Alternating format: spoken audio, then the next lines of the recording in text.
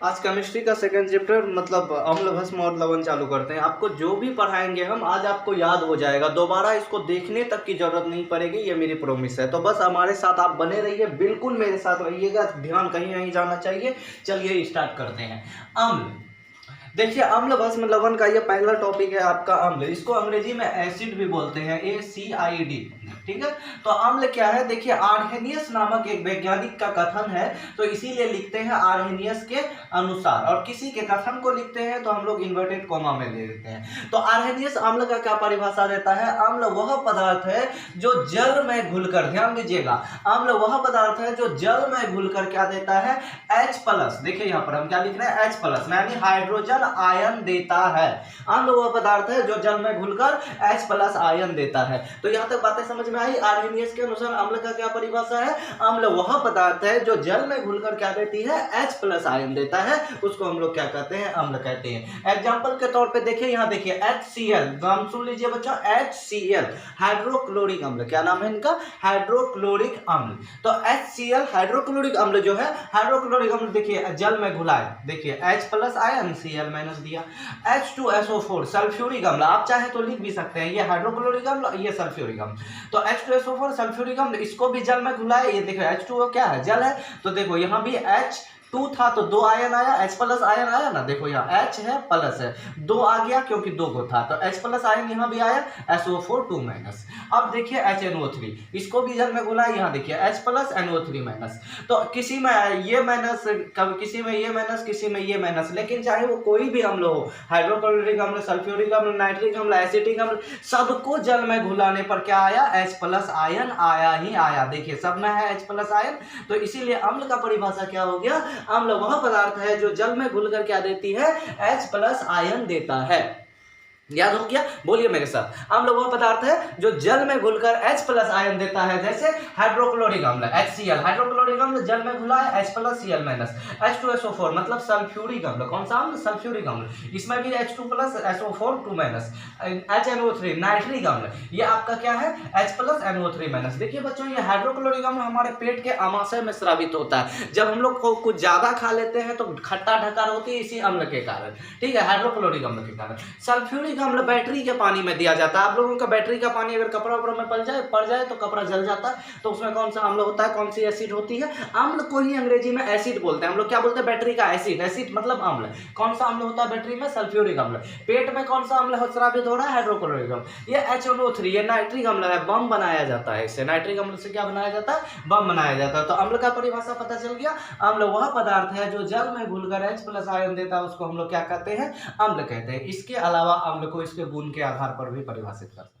किसके आधार पर, गुण के आधार पर। तो गुण क्या है अम्ल का, अम्ल स्वाद में खट्टा होता है। ध्यान दीजिए बच्चों, अगर अम्ल का गुण के आधार पर परिभाषा करें तो वह पदार्थ जो स्वाद में खट्टा होता है अम्ल कहलाता है, यह अम्ल स्वाद में खट्टा होता है।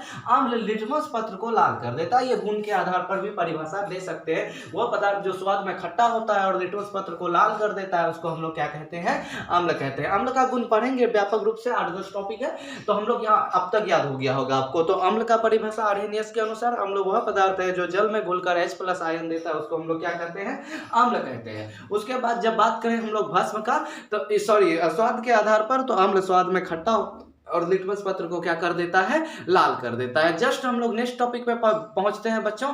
नेक्स्ट टॉपिक है हम लोगों का भस्म। देखना कितना आसानी से भस्म कर देते, थोड़ा सा चेंज है, इसी परिभाषा पे वो सेट हो जाएगा। यहाँ अम्ल के आधार पर हटा के हम क्या करते हैं, भस्म, भस्म को क्षार भी बोल सकते हैं हम लोग, ठीक है, बेस बोलते हैं अंग्रेजी में, बेस। तो आर्हेनियस के अनुसार भस्म वह पदार्थ है, देखिए जहां अम्ल है सिर्फ भस्म कर देना है। तो आर्हेनियस के अनुसार भस्म वह पदार्थ है जो जल में घुलकर, यहाँ H+ आयन था ना बच्चों, यहाँ होगा OH- आयन देता है। बहुत आसान सा था, देखिए कितना आसान हो गया। बस एक ही परिभाषा याद करना है, दूसरा भी अपने आप याद हो जाएगा, कोई भी अंतर नहीं है। देखिए भस्म क्या पदार्थ है, भस्म वह पदार्थ है जो जल में घुलकर क्या देता है, OH- आयन देता है।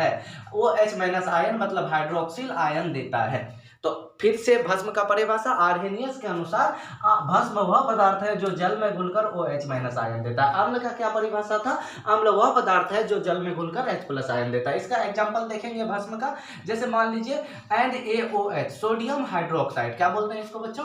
Sodium hydroxide. अगर इसको जल में घुलाते हैं, जैसे H2O डाल दिए, तो देखना Na plus plus OH minus आया, आ गया ना OH माइनस। जैसे यहाँ देखिए पोटेशियम हाइड्रोक्साइड, ये सोडियम हाइड्रोक्साइड, पोटेशियम हाइड्रोक्साइड, इसको अगर जल में घुला देते हैं तो देखना क्या plus plus OH minus ion. देखिए यहाँ भी OH माइनस आयन, यहाँ भी OH माइनस आयन, और भी एग्जांपल लेंगे तो वो भी क्या होगा? OH माइनस आयन आएगा।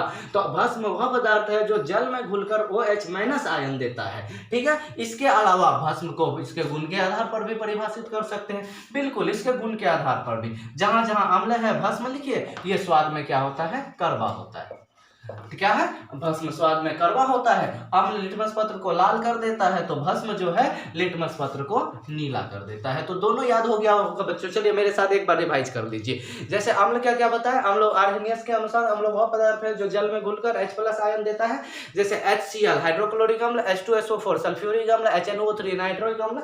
उसके बाद भस्म वह पदार्थ है जो जल में घुलकर OH माइनस आयन देता है। देखिए NaOH sodium hydroxide, KOH potassium hydroxide. देखिए NaOH को, ये सोडियम हाइड्रोक्साइड है ना, सोडियम से को शॉर्ट में बोलिए सोडा, तो इसका एक और नाम है कास्टिक सोडा। NaOH का एक तो सोडियम हाइड्रोक्साइड है, इसका और एक नाम क्या है बच्चों? Caustic soda. उसके बाद देखिए KOH पोटेशियम हाइड्रोक्साइड को बोलते हैं, पोटेशियम से बनेगा पोटास, क्या? पोटास। तो ये कास्टिक पोटास कहलाएगा और ये कास्टिक सोडा कहलाएगा। समझ में आ गया? सोडियम हाइड्रोक्साइड को कास्टिक सोडा और पोटेशियम हाइड्रोक्साइड को कास्टिक पोटास कहते हैं। उसके बाद अगर गुण के आधार पर देखें तो भस्म स्वाद में कड़वा होता है, भस्म लिटमस पत्र को नीला कर देता है। तो अब आपको समझ में आ गई अम्ल क्या है, भस्म क्या है। चलिए नेक्स्ट टॉपिक में जल्द ही मिलते हैं। अगर आपको इसी तरह याद कर लेना है तुरंत क्लास के अंदर, और वो भी बिल्कुल सही अर्थों में, सही चीज़ों को, तो आप तुरंत चैनल को सब्सक्राइब कीजिए, नहीं तो मत कीजिए, आपकी मर्जी।